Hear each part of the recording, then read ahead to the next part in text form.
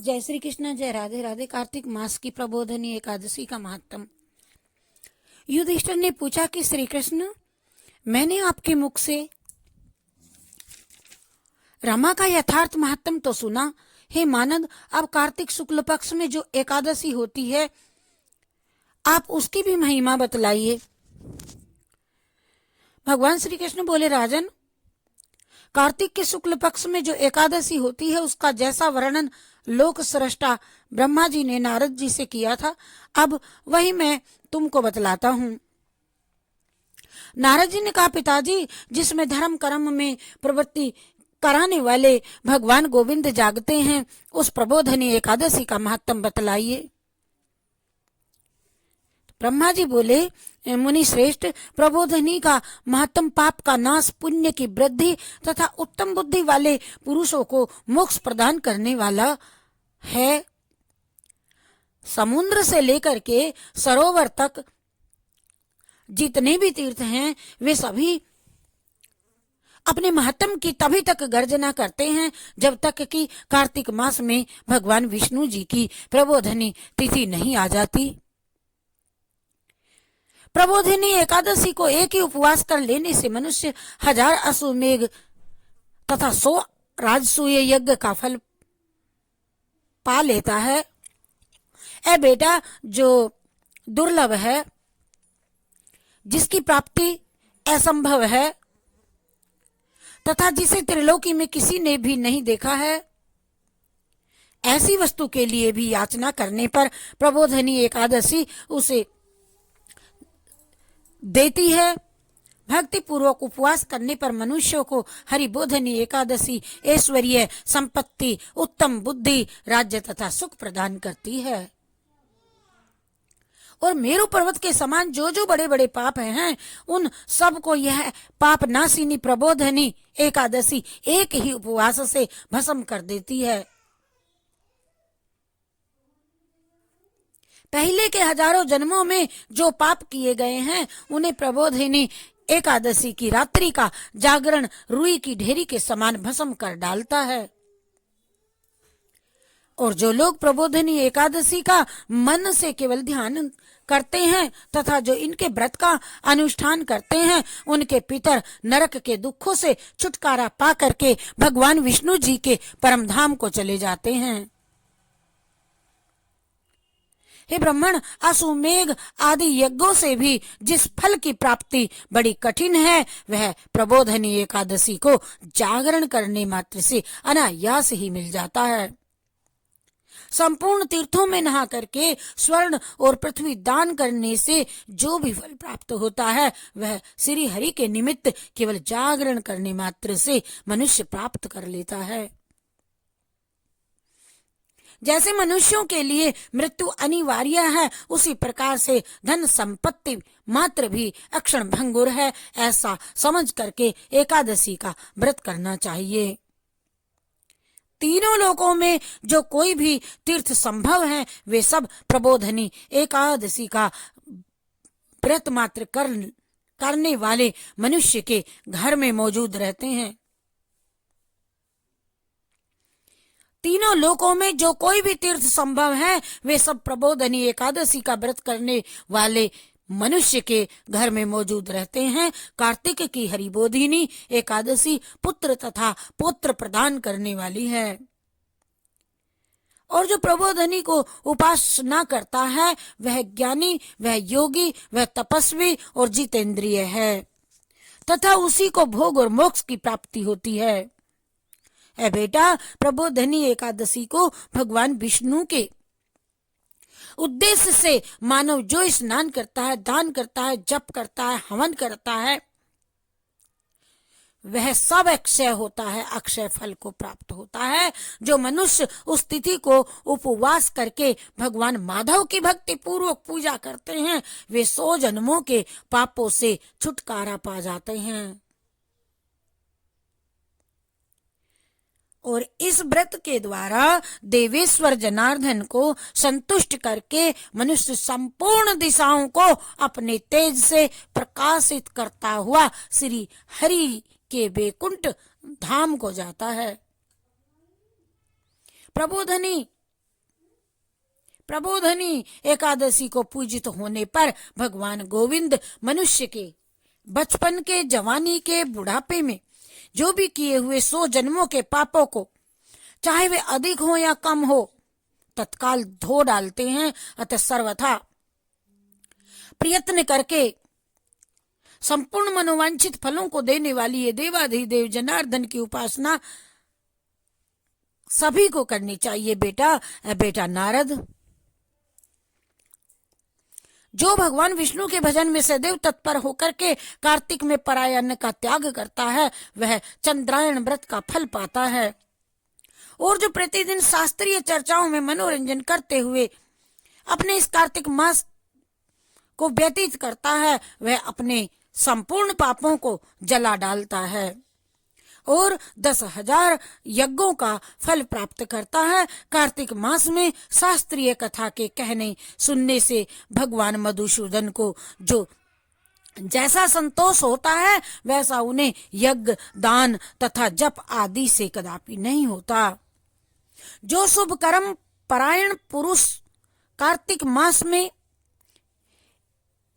एक या आधा श्लोक भी भगवान विष्णु जी की कथा बाँचते हैं, उन्हें 100 गौ दान का फल मिलता है।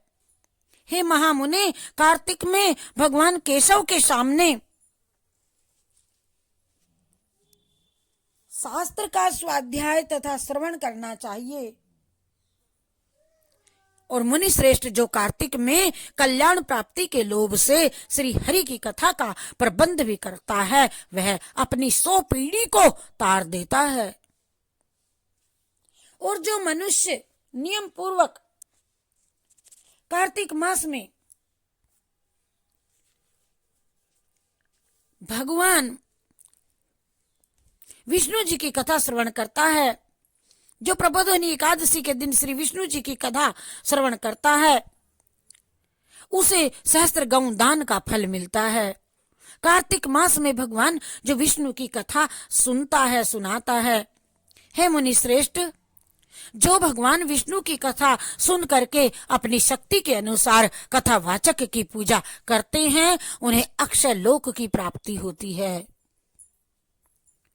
हे नारद, जो मनुष्य कार्तिक मास में भगवत संबंधी गीत गाते हैं और शास्त्र विनोद के द्वारा समय बिताते हैं, उनका कृष्णार्पण मस्तु। उनकी पुनरावृत्ति नहीं देखी गई है। मुने, जो पुण्यात्मा पुरुष भगवान के समक्ष गाना गाता है, नृत्य करता है, वाद्य करता है, बजाता है, श्री विष्णु की कथाएं करता है, वह तीनों लोकों के ऊपर विराजमान होता है।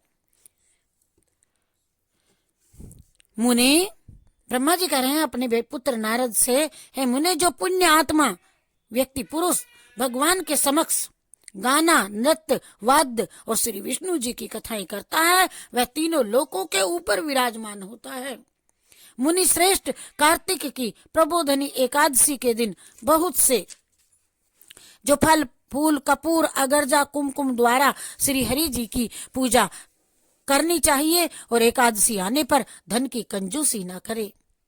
कंजूसी नहीं करनी चाहिए, क्योंकि उस दिन दान आदि करने से असंख्य पुण्यों की प्राप्ति होती है, अक्षय फल की प्राप्ति होती है। प्रबोधनी को जागरण के समय शंख में जल लेकर के फल और नाना प्रकार के द्रव्यों के साथ में श्री जनार्दन को जल अर्घ देना चाहिए।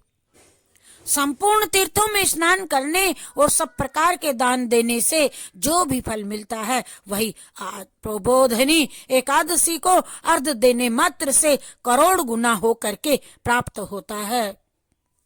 अदेवरी से अर्घ के पश्चात भोजन, आच्छादन और दक्षिणा आदि के द्वारा भगवान विष्णु जी की प्रसन्नता के लिए गुरु जी की पूजा करनी चाहिए।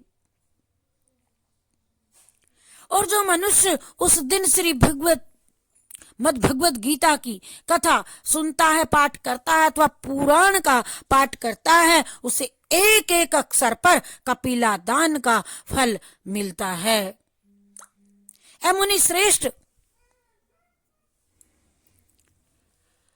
कार्तिक में जो मनुष्य अपनी शक्ति के अनुसार शास्त्रोक्त रीति से वैष्णव व्रत एकादशी का जो पालन करता है उसकी मुक्ति अविचल है, अविचल।